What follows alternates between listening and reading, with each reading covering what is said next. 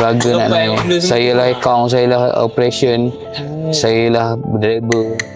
Dulu saya kat sini pakai reban kayu je. Abang Ayu. Kalau tengok gambar saya masa dulu belakang rumah tu lagi lucu dulu. Saya ada gambar simpan daripada sekarang sebab kita dulu tak ada modal, kita buat segala kecil-kecil kan. Saya pakai kayu terbakar rumah jenazah kedua, beli, lepas tu pakai pukat. Biar awak langgar sekali pun pecah. Encik bermula dekat rumah tu, yang reban belakang rumah tu seorang. Bermula dekat sini, yang start reban tu pun buat start seorang juga. Seorang dulu. Tolong je. Saya seorang dulu. Letih dulu. Ya. Pacok. Struggle nak naik. Saya lah account, saya lah operation, saya lah driver. Semua lah dulu.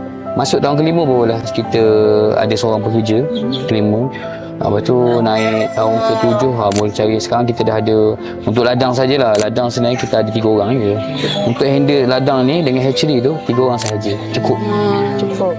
Sebab seorang boleh jaga 5 ke 6 ribu. So dia satu masa dia ada lebih kurang dalam, kalau full ni lebih kurang ada dalam 10 ribu.